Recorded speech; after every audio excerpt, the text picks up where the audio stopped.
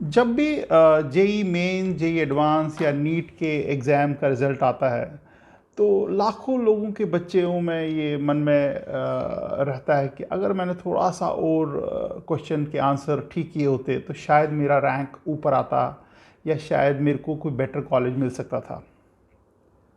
आज हम इस वीडियो में डिस्कस करेंगे कि क्या आपको ड्रॉप करना चाहिए। ड्रॉप यानी कि क्या आपको अगले साल दोबारा अटेम्प्ट करना चाहिए जेई मेंस, एडवांस या नीट।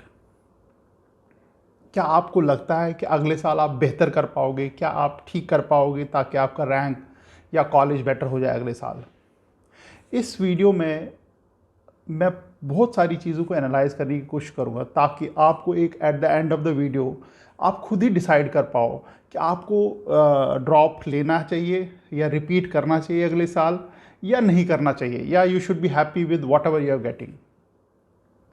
इस वीडियो के एंड में मैं आपको एक और चीज़ बताऊंगा जिससे आप मैथमेटिकली कैलकुलेट कर पाओगे कि अगर आप ये चीज़ कर पाते तो आपका रैंक बेटर हो पाता, जिससे आपको एक डिसीजन लेने में सहूलियत हो जाएगी, फैसिलिटी हो जाएगी कि आपको अगले साल रिपीट करना चाहिए या whatever you are getting you should be happy with that.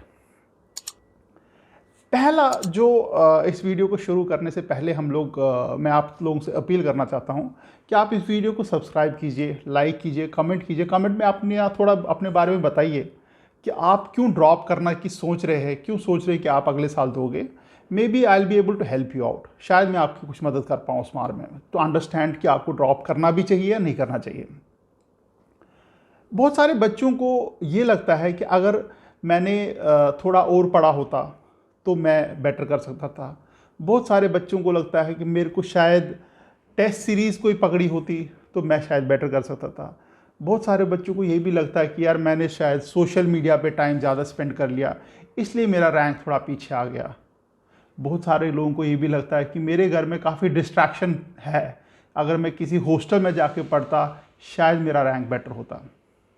बहुत सारे लोगों का एक रिलेशनशिप इस दौरान हो जाता है, किसी का बॉयफ्रेंड या गर्लफ्रेंड पिक्चर में आ जाता है तो उसको लगता है यार मैंने शायद टाइम वेस्ट, मेरा डिस्ट्रैक्टेड रहा ये 3 4 5 महीने, इसलिए मैं अगले साल इस पर थोड़ा सा फोकस करके डिस्ट्रैक्टेड नहीं रहूँगा। बहुत सारे कारण हैं। बहुत सारे बोलते हैं कि मेरा ऑर्गेनिक केमिस्ट्री या फिज़िक्स या मैथ या बायोलॉजी इसमें थोड़ी पकड़ ढीली थी, इसलिए मेरे को अगले साल रिपीट करना चाहिए, मेरे अच्छे मार्क्स आ सकते हैं। ये काफ़ी सारे कारण हैं जिसके कारण आपको मन में रहता है कि मैं रिपीट कर पाऊँ ना कर पाऊँ, करूँ या ना करूँ। But before going for a discussion कि आपको रिपीट करना चाहिए या ड्रॉप लेना चाहिए कि नहीं लेना चाहिए, आपको अपने साथ बैठ के थोड़ा सा एनालाइज करना पड़ेगा और अपने इनर वॉइस, जिसको अंदर की आवाज़ सुन के बोलते हैं, उसमें सुनना पड़ेगा कि क्या अगले साल आप बेहतर कर पाओगे, और अगर बेहतर कर पाओगे तो वो क्या कारण होगा कि आप बेहतर कर पाओगे।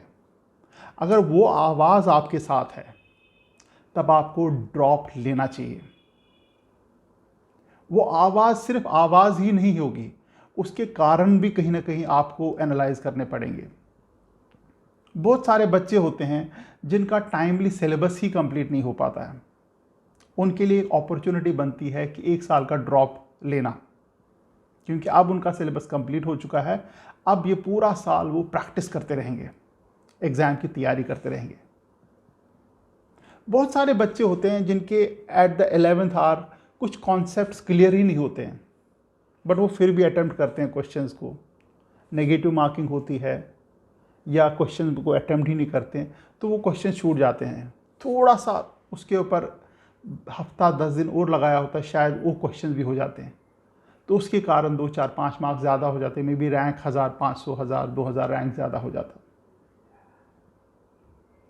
अगर वो आपको लगता है तब भी आपको ड्रॉप लेना चाहिए। बहुत सारे लोग ऐसे हैं कि उनको लगता है कि मैं डिस्ट्रैक्टेड रहा, मैं मोबाइल पे मेरा काफ़ी टाइम जाता रहा, मेरा सोशल मीडिया पे काफ़ी टाइम जाता रहा। अगर आपको जेन्युइनली लगता है कि हाँ आपने टाइम वेस्ट किया वहाँ पे, तब भी आपको ड्रॉप लेना चाहिए। बट क्या आप मेंटली तैयार हो उस ड्रॉप को लेने के लिए? क्या आपको जेन्युइनली लगता है कि आप उस जो मेंटल स्ट्रेंथ है आपकी वो है आपको ड्रॉप लेने के लिए? क्योंकि क्या होगा कि जो ही अब कॉलेज के रिजल्ट्स वगैरह आने शुरू हो जाएंगे, किसका कहाँ पे सिलेक्शन होगा, आपके बहुत सारे जो फ्रेंड्स हैं उनको कॉलेजेस मिलेंगे और आप फिर भी कॉलेज के बगैर पढ़ने बैठोगे। वो अपने क्लासरूम, फ्रेंड्स, कैंपसेस की फ़ोटो सोशल मीडिया पे डालेंगे और आप घर में जाके पढ़ रहे हो। उनके नए नए रिलेशनशिप्स डेवलप होंगे, किसी का बॉयफ्रेंड, किसी की गर्लफ्रेंड, और आप अकेले रूम में बैठे पढ़ रहे होगे। उसके बावजूद आपको एक और मेंटल स्ट्रेंथ भी चाहिए, जो ये है कि आपके दिमाग में हमेशा अनसर्टेनिटी बनी रहेगी कि यार मैंने कहीं गलती तो नहीं कर दी, कि अगले साल मेरे को अगर इससे कम रैंक आया तो मेरी गलती हो गई, तो मैं कहीं ना कहीं उस गिल्ट के साथ रहूँगा। But believe me, even if आपका रैंक कम आए इस साल के रैंक से, फिर भी आपके मन में ज़िंदगी भर ये गिल्ट नहीं रहेगा कि मैंने अटेम्प्ट नहीं किया, या मेरे को रिपीट करना चाहिए था, या मेरे को ड्रॉप लेना चाहिए था। ज़िंदगी लंबी है। आपका जो करियर होगा, जो प्रोफेशनल करियर होगा, अगर आप 22-23 साल की उम्र में भी शुरू करोगे, 60-65 साल तक आपका करियर चलेगा, यानी कि गुड 40 ईयर्स का आपका करियर है। उसमें अगर एक साल आप छोड़ भी जाओ तो कोई परवाह नहीं है। बट जो गिल्ट है मन में रहेगा कि यार उस साल मेरे को एक ड्रॉप लेयर लेना चाहिए था, मैं कर पाता, मेरा कहीं टॉप के कॉलेज में हो जाता, उस गिल्ट को भी ख़त्म कर देगा अगर आप ड्रॉपर लेते हो, अगर आप ड्रॉप लेते हो। बट आपको ज़बरदस्त मेंटल स्ट्रेंथ चाहिए इस काम के लिए, क्योंकि सारे फ्रेंड्स आपके कॉलेज में होंगे, कैंपसेस में घूम रहे होंगे, नए नए पोस्ट अपलोड हो रहे होंगे, और आप एक कमरे में अकेले किताबों के आसपास रहे होंगे, प्लस एक अनसर्टेनिटी आपके दिमाग में। अगर आप में ये स्ट्रेंथ है, अगर आपको लगता है कि हाँ मेरे में ये मेंटल स्ट्रेंथ है कि मैं कर पाऊंगा, तो आपको ड्रॉप लेना चाहिए। कोई हर्ज नहीं है। एक साल आपका वेस्ट हो जाएगा, मैं वेस्ट यूज़ कर रहा हूँ टर्म, तो कोई बात नहीं। बहुत सारे बच्चे हैं वर्ल्ड में जो कोविड के कारण, जिनका एक साल वैसे ही वेस्ट हो गया, एग्ज़ाम ही नहीं हुए, स्कूल ही नहीं जा पाए, या लेट स्कूल गए, तो क्या हो गया, कुछ भी नहीं हुआ। जबकि 40-45 साल ऑन द फ्लिप साइड, अगर आपको एक अच्छा कॉलेज मिल जाता है, जो इस बारी कॉलेज मिल रहा है उससे बेटर कॉलेज मिल जाता है, तो आपका वो एक साल कहाँ गायब हो जाएगा आपको खुद भी नहीं पता लगेगा। you'll get a better college, you'll get a better branch, you'll get a better salary, placement आपकी अच्छी होगी, कॉलेजेस आपको अच्छे मिलेंगे, और आपका करियर अकॉर्डिंगली टेक ऑफ होगा। कहना आसान है, काफ़ी सारे वीडियोस हैं, या जो एजुकेशन गुरुज हैं वो काफ़ी ज्ञान देते हैं, ये करो, वो करो, ये करो, बट आपको देखना है क्या आप तैयार हैं। अगर आप तैयार हैं, आपको लगता है, आपको ड्रॉप लेना चाहिए। मैं फिर रिपीट कर रहा हूँ, कोई बात नहीं अगर आपका एक साल वेस्ट हुआ। अब मैं आपको एक बिल्कुल अच्छी सी टिप देता हूँ, जो मैंने बोला भी था कि वीडियो के एंड में मैं आपको एक टिप दूंगा कि आपको एक टू बूस्ट योर कॉन्फिडेंस कि आपको ड्रॉप लेना चाहिए कि नहीं लेना चाहिए। आपने जो भी लास्ट पेपर दिया, जिसके बेसिस पे आपका रैंक आया है, जेईई मेंस, एडवांस या नीट का पेपर जो भी दिया है, उसको आप निकालो। उस पेपर पे हर एक क्वेश्चन पे एक एक क्वेश्चन करके उसको एनालाइज करो, और उस क्वेश्चन के अगेंस्ट आप एक रिमार्क डालो कि आपने ये क्वेश्चन अटेम्प्ट किया, अगर करेक्ट हुआ तो क्या करेक्ट तुक्के से हुआ, या आपको ये क्वेश्चन आता था, अगर आता था तो फंडामेंटली आता था या आपको सुपरफिशियली आता था। अगर नहीं आता था तो आपको थोड़ी सी मेहनत करने के साथ ही आ सकता था, या आपको बिल्कुल ही इस क्वेश्चन का आइडिया नहीं था। बहुत सारे क्वेश्चंस होंगे जो आपके इनकरेक्ट हुए होंगे, या आपने अटेम्प्ट भी नहीं किए होंगे। उन क्वेश्चंस के ऊपर ज़्यादा ध्यान दे के आप देखो क्या वो क्वेश्चन ऐसे हैं जो आपको बिल्कुल ऊपर से चले गए हैं, या आपको मालूम था ये कैसे करना है बट आपकी प्रैक्टिस नहीं थी, या आपका क्या बोलते हैं उसको, उस कॉन्सेप्ट में कॉन्फिडेंस नहीं था। ऐसे करके हर एक क्वेश्चन को आप एनालाइज करो। जो क्वेश्चन नहीं आता था, जिसके बिल्कुल आपको सिर के ऊपर से चले गए क्वेश्चन, उसमें 0 मार्क्स डालो।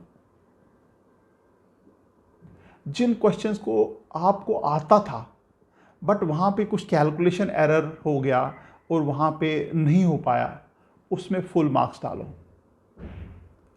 जिस क्वेश्चन को गलत करके आ गए बट थोड़ा कॉन्सेप्ट में आपको क्लैरिटी उतनी नहीं थी, कुछ थोड़ा सा प्रैक्टिस और की होती तो वो क्वेश्चन हो जाता, उसमें भी आप फुल मार्क्स डालो।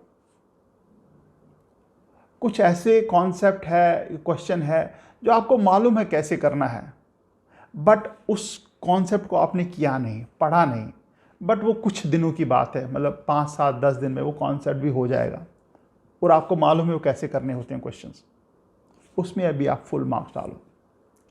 अब आप टोटल मार्क्स डाल के देखो, जो करेक्ट हैं वो तो करेक्ट हैं ही हैं आपके, जो आपने अटेम्प्ट किए थे। जो करेक्ट नहीं है या आपने अटेम्प्ट नहीं किए, उनको इस फॉर्मूला के साथ मार्क्स डाल के देखो। अगर आपको लगता है कि आपके एक सब्सटैंशियल इंक्रीज हो रहा मार्क्स में, सपोज आपके मार्क्स 100 थे आउट ऑफ 200, तो अब आपका जो मार्क्स आ रहे हैं विद दिस फॉर्मूला कि डाउट था, क्लियर था, आ जाता, नहीं आता, तो अब आपके मार्क्स आ रहे हैं 125 या 130 या 140, तब तो डेफिनेटली आपको ड्रॉप लेना चाहिए। क्योंकि जो फॉर्मूला आपने लगाया मार्क्स देने का, उसका मतलब आपकी लैक ऑफ प्रैक्टिस है, लैक ऑफ टाइम है, लैक ऑफ मोटिवेशन है, और लैक ऑफ जो आप सिलेबस कंप्लीट नहीं कर पाए टाइमली, उसका लैक है। आई होप इस वीडियो से थोड़ी बहुत आपकी क्लैरिटी हुई होगी। अगर नहीं भी हुई है तो आप मेरे को कमेंट सेक्शन में लिखो, आप सब्सक्राइब करो इस वीडियो को, कमेंट सेक्शन में लिखो कि आपकी क्या विडंबना है, क्या आपके दिमाग में चल रहा है, मे बी मैं शायद हेल्प कर पाऊँ आपको। All the best and thank you very much.